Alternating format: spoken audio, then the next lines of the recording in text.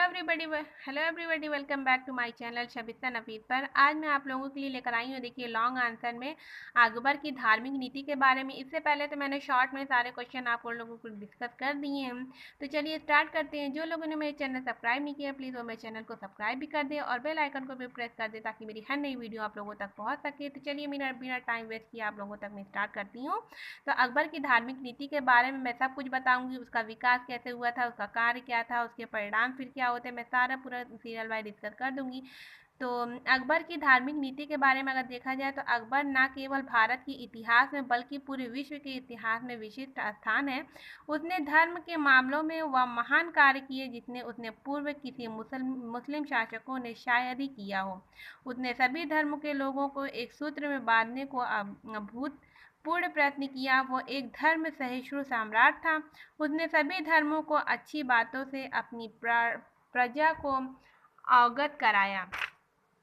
उसने समन्वय एवं सहयोग की भावना अत्यंत उत्पन्न करने का प्रयास किया और अकबर के धर्मों का तुलनात्मक अध्ययन करने वाला प्रथम अध्येता है। और अकबर की धार्मिक नीति के विकास के बारे में बात की जाए तो अकबर की धार्मिक नीति पर आधारित कार्यों और उद्देश्यों के आदि पर संक्षिप्त हम विवरण करेंगे।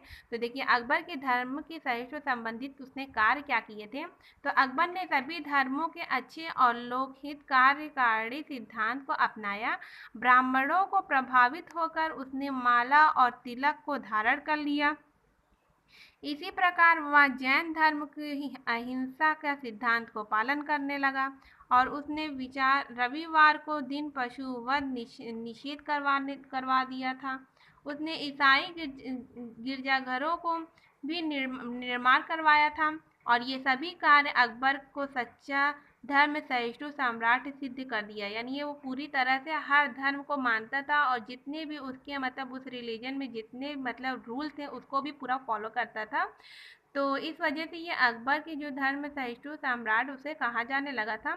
तो वस्तुतः सभी धर्मों के सिद्धांत के साथ किए गए विचार विमर्श से अकबर एक महान धर्म सहिष्णु सम्राट बन गया।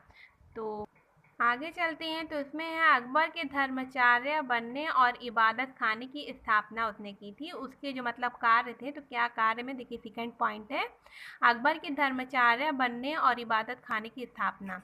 तो अकबर ने एक नए धर्म का प्रयत्न किया था और इसके लिए खलीफा या धर्माचार्य बनाना आवश्यक था। अतः उसने 22 जून 1579 ईस्वी में फतेहपुर सीकरी में प्रमुख मस्जिद पर चढ़कर खुतबा पढ़ा और इसके अनेक मुसलमानों को आक्रोशपूर्ण असंतोष फैलने लगा। किंतु इसी समय फैजी और अबुल फजल ने एक अधिकार पत्र तैयार कर लिया और उस पर कट्टर मुसलमानों का हस्ताक्षर करवा लिया। इस अधिकार पत्र के अनुसार अकबर को देश के इस्लामिक संबंधित विवाद में पंच निर्णय करने का अधिकार प्राप्त हो गया था। तो देखिए थर्ड पॉइंट उसकी बन जाती है अकबर की नीति के जो लक्ष्य यानी उद्देश्य क्या थे। तो देखिए पहला है अकबर अपने राज्य में शांति और राष्ट्रीय एकता स्थापित करना चाहता था। और दूसरी पॉइंट है उसका दूसरा उद्देश्य यह था कि हिंदू मुस्लिम को छत्र छाया में नीचे लाकर खड़ा करना था, यानी सब लोग एक ही तरह से इंसानियत का काम ले। और तीसरा पॉइंट है वो उलमाओं और अनुचित प्रभावों को भी समाप्त करना चाहता था। और चौथा पॉइंट है सभी धर्मों के उपयोगी सिद्धांतों को जानना अकबर का जन्मजात उसका स्वभाव था। और अकबर की धार्मिक नीति के क्या परिणाम निकले थे। तो देखिए अकबर की धार्मिक नीति के परिणाम के बारे में बताया जाए तो अकबर की धार्मिक नीति में अनेक सभी उद्देश्यों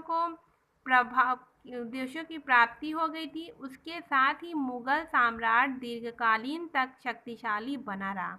लेकिन बहुत से मुसलमानों और उलमाओं ने अकबर से रुष्ट हो गए थे।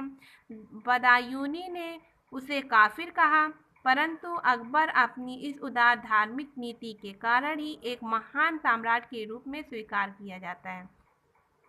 इस प्रकार के संबंध में यह कथन पूर्णतः तर्क संगत ही है कि अकबर ने महान उपलब्धियां यह थी कि उसने भिन्न भिन्न धर्मों को समूहों से जोड़ दिया था। तो देखिए उम्मीद करती हूँ कि आप लोगों को ये पूरी वीडियो अच्छी लगी होगी। मैं पूरी कोशिश करती हूँ कि नोट्स अच्छी रहे, तो अगर अच्छी लगी तो लाइक कर दें और इसे शेयर भी कर दिया करें, ताकि आप लोगों की वजह से और लोगों को भी इससे फ़ायदा हो सके। तो मिलते हैं अगली वीडियो में, तब तक के लिए बाय।